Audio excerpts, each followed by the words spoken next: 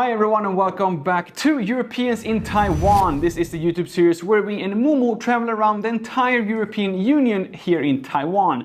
And today's guest is myself actually, because David here has been so kind to invite me to his office here at Yangming Jiao Tong Daxue. Who are you and what are you doing here in Taiwan? David Nidam. I'm a professor. I teach and do brain research. I have been here for about 25 years now, and it has been at this university all the time. Really? Yeah. Somehow that's even like more impressive than being in Taiwan for 25 years.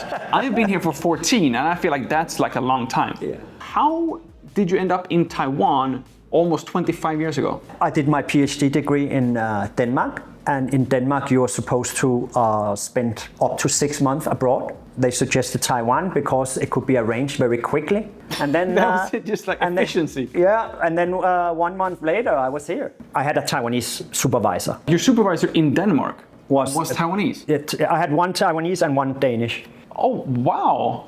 That's super cool. It was like Danish-Taiwanese collaboration. Yes. In order to even get you here in the first place. I do pain research. Scandinavia, especially Sweden and Denmark, are very famous for pain research. Many Taiwanese, they came to Sweden and Denmark to study and do their degrees. And then they came back to Taiwan to establish labs and to introduce new methods. 2001? Yeah. How was Taiwan 2001 versus like Taiwan 2025? Well, I live in Taipei, right? So I feel Taipei becomes better and better every year. It improves a lot. And it kind of reminds me of Scandinavia. In Scandinavia, we also try to improve society and make things better. It's just that in Taiwan, it goes much faster.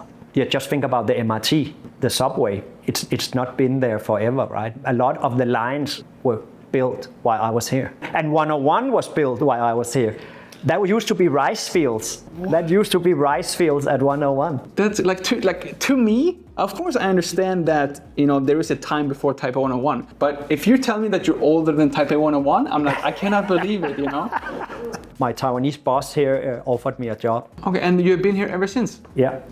In Taiwan, our universities get a lot of money for equipment to advance our research. So that's important. And then there's, of course, the social side. I got a lot of friends from all over the world, Taiwanese too, of course.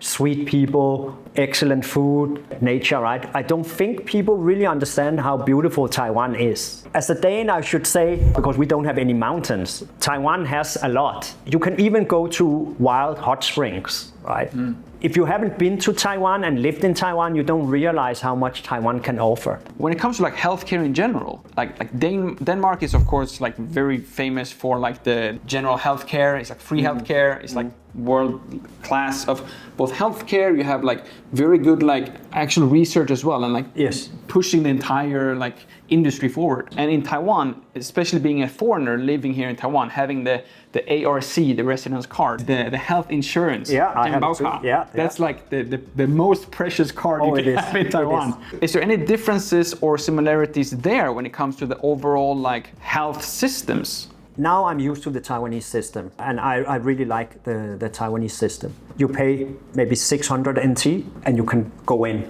And they will look at you and say, okay, something is wrong. Something is wrong, and it's worth the 600 NT, or nothing is wrong, you can go out again. But you still get medicine. Yes. That's true.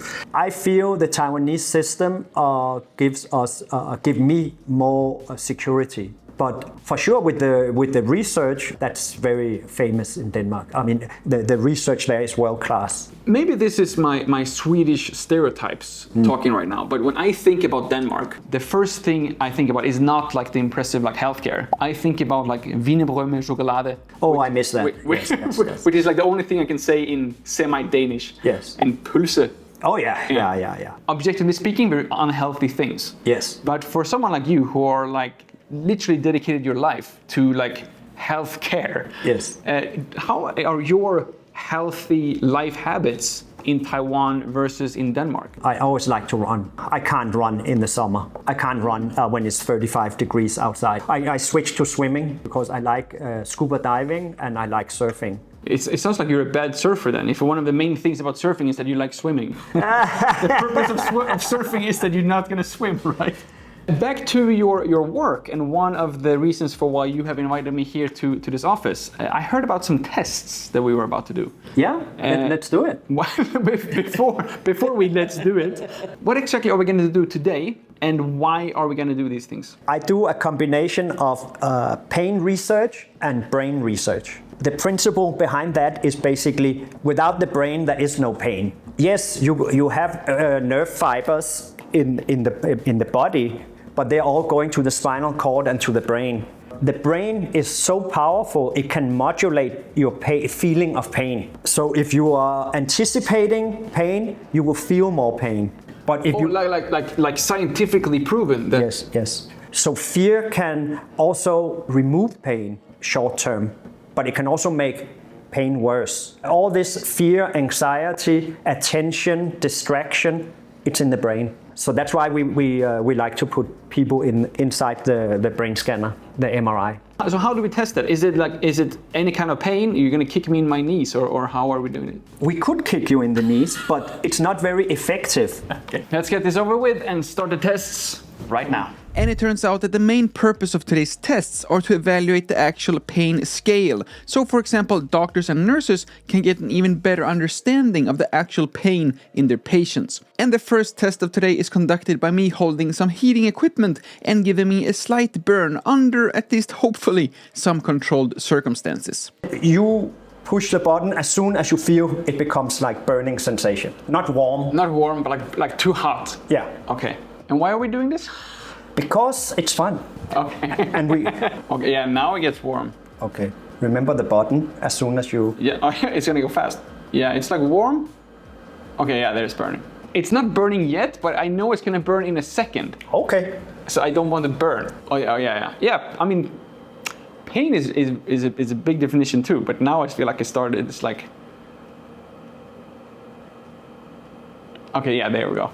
Okay. Okay, now I felt it. This was much more than last time. Yeah. And after being literally burned in David's office, we moved over to another testing facility where I got some electric shock equipment installed for test number 2. The things we do for YouTube, please remember to subscribe and show your support. This is crazy. And during this test I was giving different levels of electric shocks, and we're supposed to rate these shocks in a scale from 0 to 100.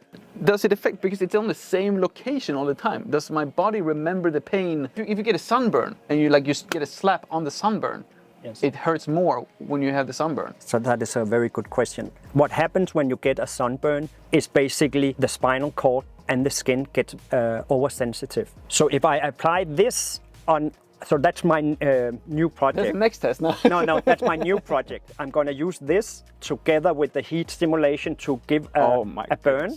And we survived those tests. Is your hand okay? My hand is okay. It's still a little bit warm, actually. I think the most important question first, is my brain okay?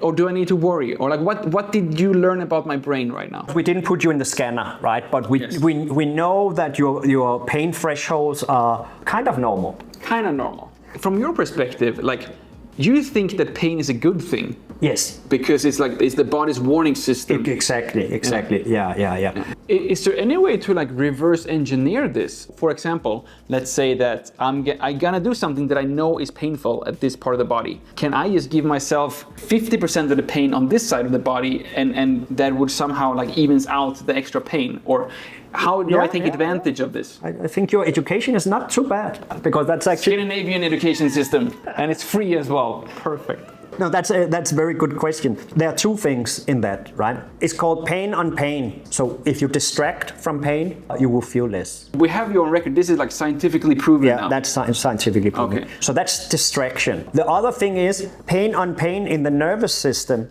also inhibits pain. Giving less pain could actually be a good thing. Yeah. It's called a capsaicin patch. It's a patch with basically the extract from chili powder. And that activates the same fibers from the heat stimulation you got there. But you can rub it on the skin on top of a painful area, and then that will actually make you feel less pain. But then also, if you anticipate pain, it hurts more. Yeah. That's a bit tricky because it depends on if you expect more pain, the pain to be worse than it actually is, then it will feel more. It's like some kind of like reversed placebo effect somehow, I think.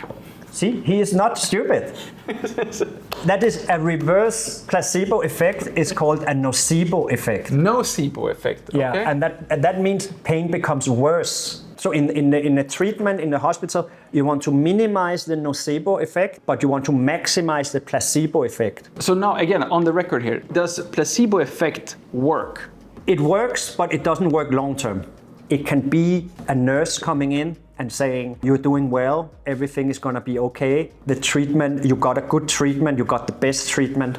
That will induce a placebo effect. Sometimes being a foreigner here in Taiwan can also be painful, with or without placebo effects, when we miss home a little bit. Last year, when we talked to the Danish representatives here in Taiwan, we got an explanation about Lego. And if I remember correctly, the meaning was legot, or like playing good. Yeah, play good or well or something like that, yeah. Are there any other kind of Danish items or things that we can find here in Taiwan that maybe Taiwanese people don't even realize are Danish? Arla, right? Cream cheese, stuff like that. We have butter, Lurpak. I must say, Arla is also partly Swedish, so like we're sharing this. Of course, we have Danish pork. It's very, very uncommon to have like foreign pork in Taiwan, I think. Yes, but it's very, very high quality. Anything else that for example, Taiwanese travelers should do if they go and visit Denmark? I know Tivoli. Tivoli, of course. Tivoli is a must because it's beautiful, but it's also an amusement park. Wienerbrød, right? The Danish. Well, it's funny because we call it Wienerbrød, right? Yes. It means bread from Vienna. Yeah. But the rest of the world calls it Danish. Yeah. So I go to Denmark to eat a Danish. Yeah. That's like the biggest disappointment I've ever had in Taiwan. When I thought I was gonna get like a Danish wienerbrød with chocolate, and it was like red beans. Oh yeah. Like, no. There are two things I thought was very Danish, but actually when you think about it, it's also Chinese, right? Roasted pork with crispy skin. That's what we eat for Christmas. Big chunk of pork with crispy skin. More families also start to do duck, but of course you have a very good roasted duck in Taiwan too. So also one of the reasons I stayed is of course the food. The food in Taiwan is exceptional. You can have all levels from super unhealthy, tasty to healthy and still tasty. I feel in Taiwan it's very easy to get good food. During this trip, as me and Momo are traveling around the entire European Union here in Taiwan, we also try to learn a few, in this case Danish, like words or phrases that you are using either quite frequently here in Taiwan or that best would describe Taiwan or your life in Taiwan. Is there anything in your Danish brain that comes to mind? Well, because I have a daughter, the first sentence is "Jeg elsker dig." Yeah, elsker dig. Yeah. So that means I love you, right? Yeah. So I say that every day. If there are any Taiwanese tourists going to Denmark, do you have any tips before the trip? Like what should they know before they go? Money transaction in Denmark is now fully like card or phone based. You need to know that if you want to get on the bus. Everything is pretty easy. Everybody speaks English in Denmark. Try to hit the summer month. I was going to say, during the summer. Yeah, because it rains a lot. Do you have the expression in Denmark too? Like there's no bad weather, only bad clothes. Yeah. For people who wants to know more about Denmark and about you, do you know where they can go? How can they find some more information? You can always just put my name in to Google. Then there will be a lot. You can also go to the National Yangming Jiao Tong University Brain Research Center. And if you want some more information regarding Denmark, you can of course also check out the Trade Council of Denmark at Taipei. You find them on their website and also on their Facebook page. And if you want to know even more about all the other EU member states represented here in Taiwan, you can of course check out the EETO on social media as well as taking part of Momo's giveaway. All you have to do is to see when this video is being shared by the EETO, the European Economic Trade Office here in Taiwan. Check out their posts, follow their instructions, and you have your chance to win your own Mumu EU in Taiwan products as well. Thank you all so much for watching. My name is Lucas. Starts with L as in like, ends with S as in subscribe. Please do both, and see you all in the next one.